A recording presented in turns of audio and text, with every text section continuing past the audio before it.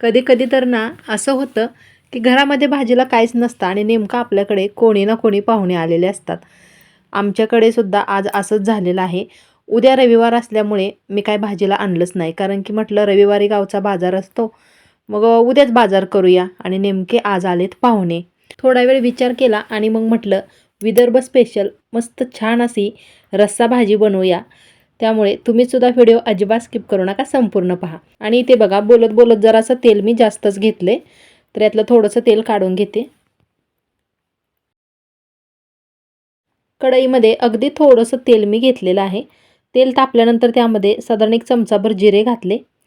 जिरे चांगले फुलले की पटकन त्यामध्ये किसून घेतलेलं खोबरं घालायचं आहे. आणि हे सुक्कं खोबरं मी किसलं होतं. साधारण अर्धी वाटी खोबऱ्याचा खिस होता. चांगला लालसर होईपर्यंत परतून घ्यायचा आहे.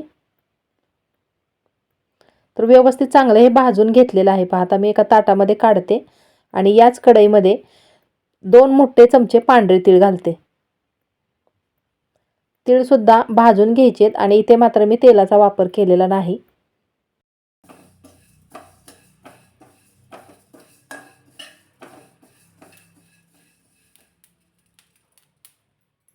तीळ जरासे भाजत आले की त्यामध्ये 1 चमचाभर खसखस घालायची.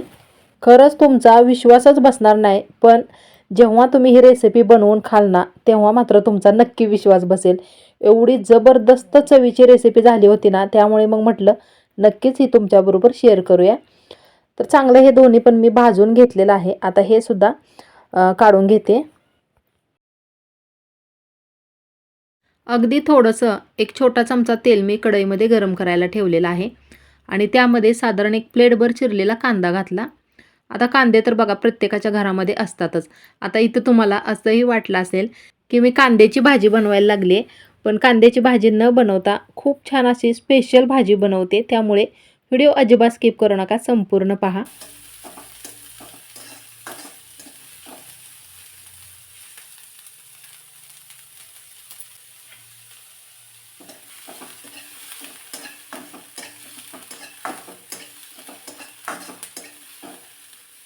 पटकन कांदा भाजला जावा यासाठी अगदी थोडंसं बारीक मीठ घालायचं, म्हणजे लगेच कांदा परतून होतो.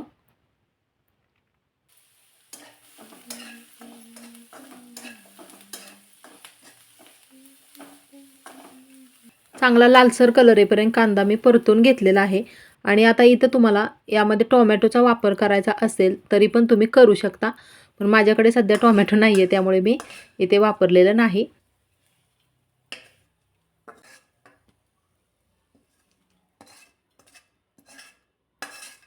भाजून घेतलेलं सगळं साहित्य मी एकत्रच केलेलं आहे. यामध्ये बघा, किसून भाजलेलं खोबरं, जिरे, त्यानंतर तीळ, कांदा आणि खसखस हे 5 घटक आहेत. आता हे जरासं थंड करून घ्यायचे. थंड झाल्यानंतर मिक्सरच्या भांड्यामध्ये काढून घ्यायचं आहे.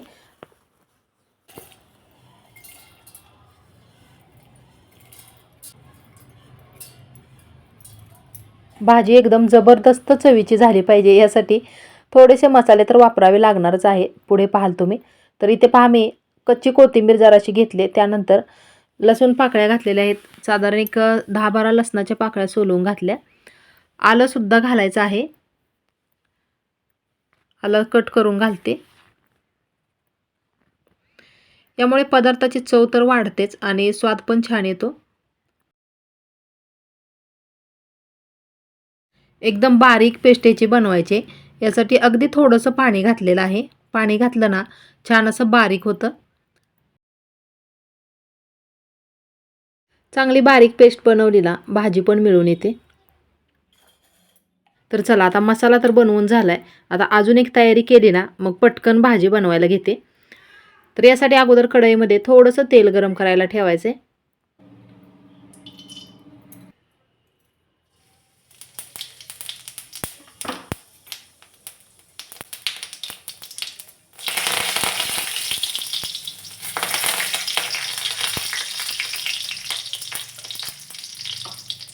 तेल तापल्यानंतर त्यामध्ये जिरे आणि कढीपत्ता घातला आणि लगेचच मी गॅस बंद केला, कारण हे जे मसाले घालते ते करपू नये यासाठी. चांगला खमंगपणा येण्यासाठी सगळ्यात अगोदर अर्धा चमचा इथे गरम मसाला घेतलेला आहे.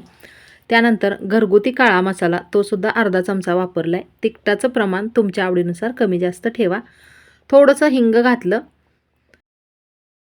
याला कलर छान येण्यासाठी अगदी थोडीशी पाव चमचा हळद घालते.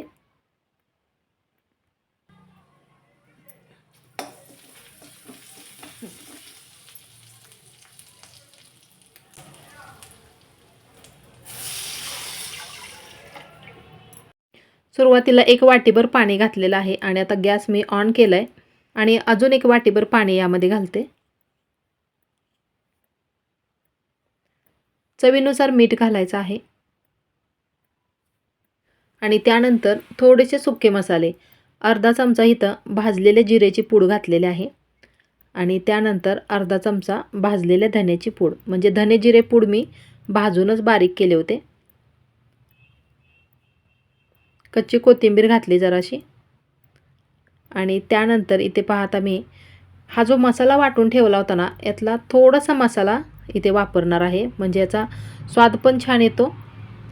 मिक्स करायचं आहे चांगलं.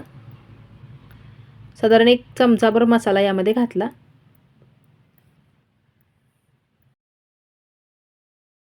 गॅस फास्ट करून याला चांगली उकळी येऊन द्यायची आहे बघा.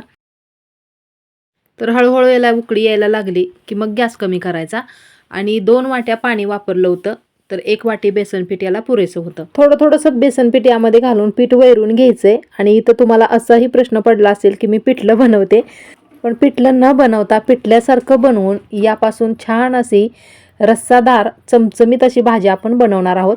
पुढे पाहालच तुम्ही, रेसिपी खरंच खूप वेगळी आहे, पण तुम्हाला नक्की आवडणार म्हणजे आवडणारच. त्यामुळे व्हिडिओ अजिबात स्किप करू नका, संपूर्ण पहा.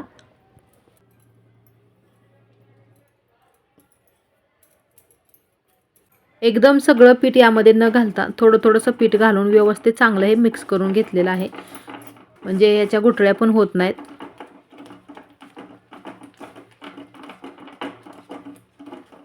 आता जरी हे पीठ पातळ वाटत असलं तरी जसं हे शिजेल तसं याला घट्टपणा येतो. तर चांगलं पीठ हे शिजवून घ्यायचे.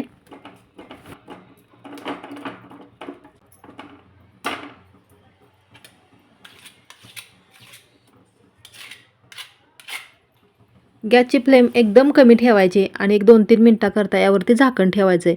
पीठ जर व्यवस्थित चांगलं शिजलं ना तर याचे तुकडे पडत नाहीत, त्यामुळे पीठ चांगलं शिजवून घ्यायचं आहे.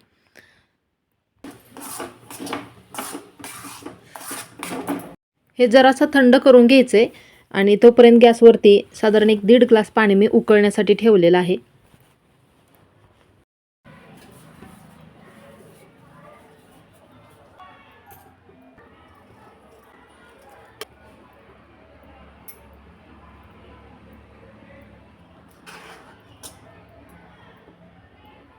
स्टीलच्या ताटाला अगोदर तेल लावलं आणि त्यामध्ये मग हे शिजवून घेतलेलं बेसन पीठ सगळं ताटामध्ये पसरून घ्यायचं आहे. अजून जरासं पीठ गरम आहे, त्यामुळे हाताने थापून न घेता एक स्टीलची वाटी घेऊन वाटीला सुद्धा थोडंसं तेल लावायचं, म्हणजे त्याला पीठ चिटकत नाही. आणि बघा अशा पद्धतीने हे व्यवस्थित चांगलं थापून घ्यायचं आहे. यावर आता ओल्या खोबऱ्याचा किस पसरवायचा आहे. एकदम मस्त भारी चव लागते. याची चव आणखीनच वाढवण्यासाठी इथे मी बघा कच्ची कोथिंबीर अशी बारीक कट करून घेतली आणि कोथिंबीरसुद्धा व्यवस्थित चांगली यावरती पसरवून घ्यायची. दिसायलाच एवढं सुंदर दिसतंय, खायला किती टेस्टी लागत असेल बघा. पुन्हा मी हे सगळं व्यवस्थित बसावं यावरती, यासाठी थोडंसं असं वाटीने प्रेस करते, म्हणजे खोबरं आणि कोथिंबीर व्यवस्थित चांगली या पिठावरती बसली पाहिजे. आता इथं तुम्हाला आवडत असतील तर पांढरे तीळसुद्धा वरून तुम्ही घालू शकता. आता हे कट करून घ्यायचं आहे आणि तुम्हाला जर टिफिनमध्ये जर सुकी भाजी वगैरे काही न्यायला नसेल तर अशा पद्धतीने बनवून तुम्ही टिफिनला देऊ शकता. मस्त लागते एकदम.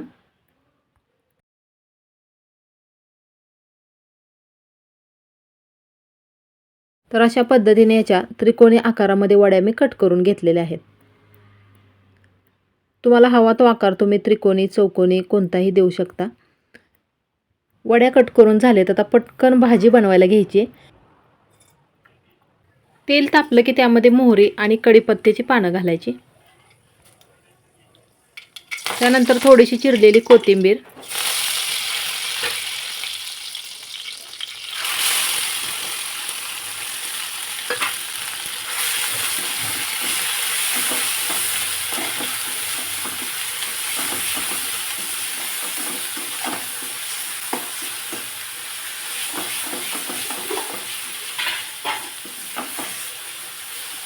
एवढी छान फोडणी बसले ना. त्यानंतर यामध्ये हे जे वाटण बनवलं होतं मसाल्यांचं ते घातलं आणि सगळ्या घरभर याचा स्वाद पसरला आहे बघा. मस्त असा स्वाद यायला लागला आहे. 1 चमचाभर कांदा लसूण मसाला घातलेला आहे. कांदा लसूण मसाला जर वापरायचा नसेल तर कोणताही मसाला तुम्ही इथे वापरू शकता किंवा आपलं घरगुती काळं तिखट जरी घातलं तरीही चालेल. आणखीनच याची चव वाढवण्यासाठी इथे मी धने जिरेपूड वापरते. तर सुरुवातीला धने पावडर घातले आणि त्यानंतर अर्धा चमचा जिरेपूड घालायची.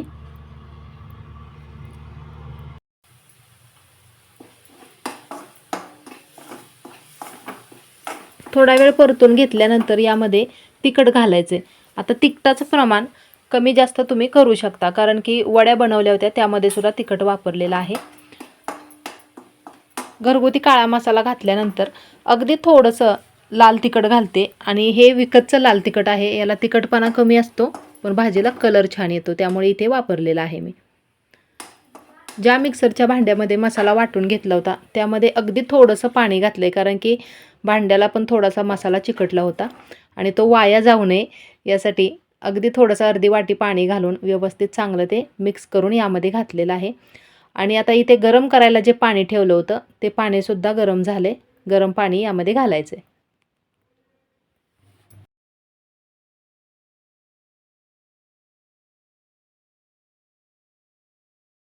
ही आमटी बनवताना ना जराशी पातळच बनवायची, जास्ती पण घट्ट बनवू नका. चवीनुसार मीठ घातलं. आता जास्ती काय याला शिजवत बसण्याची आवश्यकता नाही. फक्त एक उकळी येऊन द्यायची आणि उकळी आल्यानंतर बघा मी आता गॅस बंद करते आणि जसं जसं हे थंड होईल ना तसं तसं यावरती तरी किती छान यायला लागले बघा. जरा जवळून दाखवते. अजून जरासं थंड झाल्यानंतर एकदम छान अशी तरी येते. आता ह्या बेसन पिठापासून बनवून ठेवलेल्या वड्या उकळत्या आमटीमध्ये न घालता जेवायच्या वेळेला जेव्हा आपण प्लेटमध्ये ही आमटी घेऊ तेव्हा त्या आमटीमध्ये चुरून खायच्या असतात. चपातीसोबत, भाकरीबरोबर किंवा भातासोबत कशासोबत पण खावा. एक नंबर भाजी लागते. नक्की बनवून बघा. मला खात्री आहे तुम्हालासुद्धा ही रेसिपी नक्की आवडणार. मैत्रिणींनो, रेसिपी थोडीशी जरी आवडली असेल तर प्लीज लाईक, शेअर आणि आपल्या चॅनेलला सबस्क्राईब करायला मात्र अजिबात विसरू नका. कारण माझा नेहमीच छोटासा प्रयत्न असतो. मला ज्या काही नवीन जुन्या पारंपरिक अशा वेगवेगळ्या प्रकारच्या रेसिपीज येतात त्या तुमच्याबरोबर शेअर करायला मला आवडतं. चला तर मग पटकन जाता जाता आपल्या चॅनेलला सबस्क्राईब करा. चला तर मग मी लवकरच भेटते अशीच नवीन एखादी छानशी वेगळी रेसिपी घेऊन पुढच्या व्हिडिओमध्ये.